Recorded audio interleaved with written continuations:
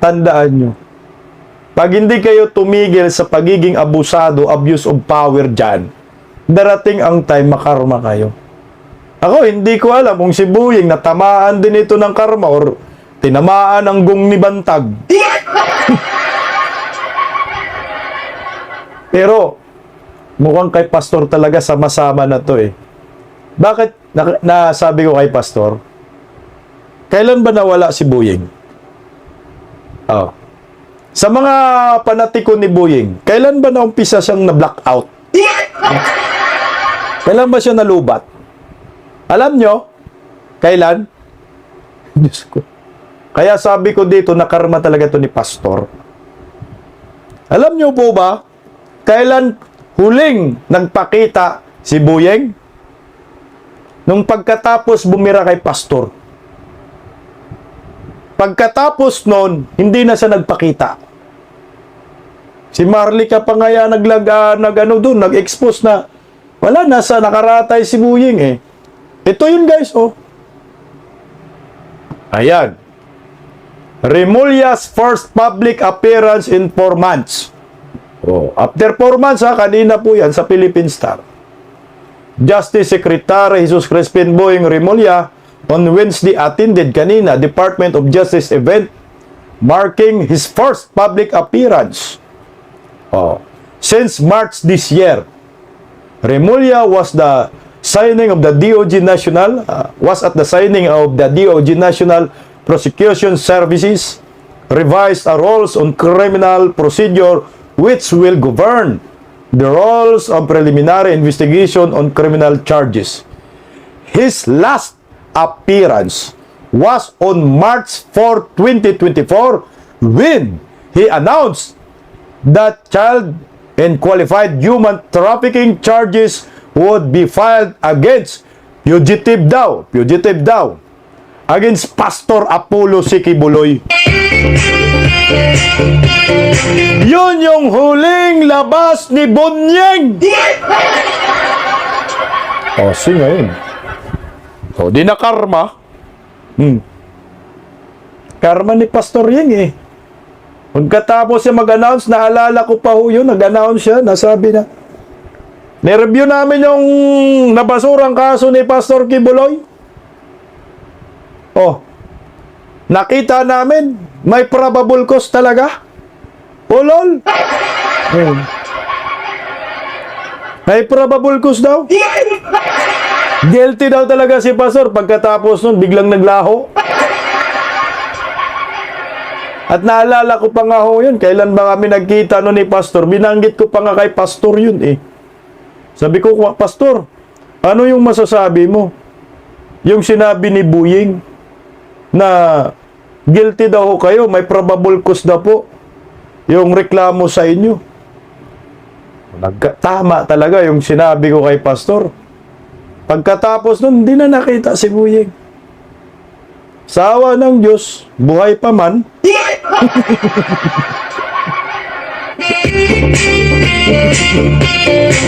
Gusto nyo makita si Buying? Nakarma na daw ni Bantag. Naorasyon na ng gong. Sama-sama na, dasal ng QGC. Gong ni General Bantag na mga igurot, tak.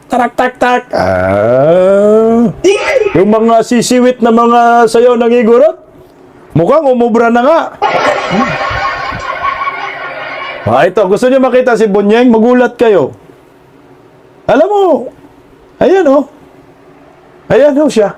Iba na ho yung kalusugan ni Buying dito. Hindi na ho ito hindi na siya physically fit sa kanyang trabaho. Dapat dito Yeng, mag-resign ka na Yeng. Ako sa'yo Yeng, tayong anak. Mas maganda mag-resign na lang. Huwag na ipilit yung pagiging DOJ secretary. Kasi mantakin mo The Junior, makinig ka, maawa ka kay Buying. The Junior, March, April, May, June, July, 4 months. Hindi nagtatrabaho bilang isang Department of Justice Secretary.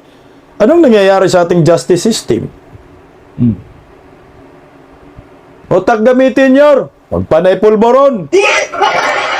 Ako lang ha, kung ako rin anak ni Boyeng, papayuhan ko ito, tay. Resign na. Bago ka mag-resign, tay, ibasura mo yung reklamo ni labang kay pastor na nabasura na, ibasura mo muli. Sama muna kay Bantag para lahat ng mga Pilipino masaya na. Hulihin natin yung totoong kriminal. Huwag natin hulihin yung mga inosente. Gusto niyo makita si Boyeng na ano? Grabe naman kayo, isang bulati na lang daw. Ito si Boyeng. Philippines, Ayan, His pagpasok Excellency ni Dayunyor Ferdinand dyan. R. Marcos Jr. Hinaharap niya si Boyeng dyan diretso. Nagulat diyan si Dayunyor. Nagulat si Dayunyor dyan. Baka sa isip ni Dayunyor, si Boyeng ba to? Kasi iba ho talaga ang katawan ni Boyeng talaga. Oh, gulat siguro si Dayunyor, si Boyeng ba to? Parang bilang pumayat. Oh, tuloy mo. Ayan, oh. Okay naman. Pero pakinggan po natin yung kahit Good counting, morning and counting. welcome to the signing ceremony of the Department of Justice Rules on Criminal Investigation. Please be seated. Ayan na, oh. Magsasalita si Boyeng yan. Shaky na rin yung To boses begin niya. our program, may we call on DOJ Secretary Jesus Crispin C. Remulla for his opening remarks. Nan mo konti lang yan, Vice, para makita natin yung kalusugan ni Boyeng. Kasi tayo mga taxpayer tayo eh.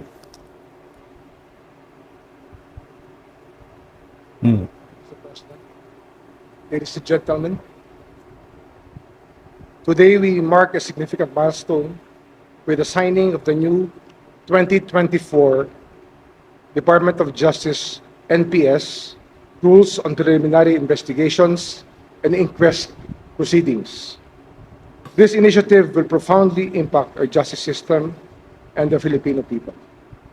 We express our heartfelt thanks to the President.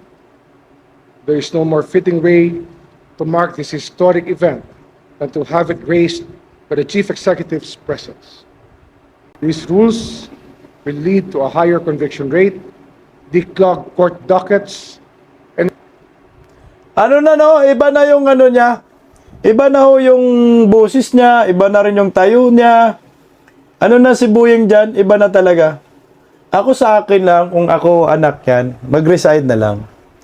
Yeng, ito na siguro yung tinatawag the day of repentance.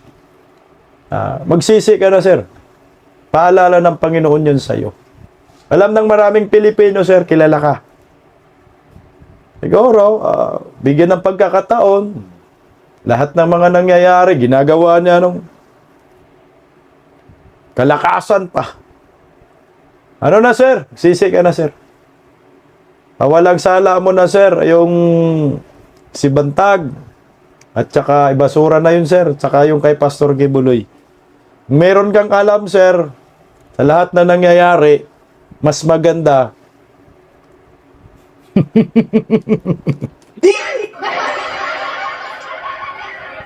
Diyos ko. Di man ako pastor, pero mas maganda, sir, kung may mga nalalaman ka, sir, sabi mo na, sir, bago ba mauli ang lahat, sir.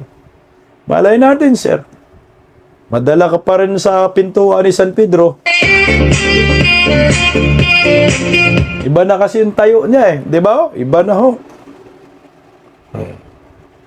Matanggap ka ni San Pedro doon. Oh, maraming salamat, Boyeng. Nagsisi ka. Doon naman talaga tayo papunta. Baka ma-plus points ka pa.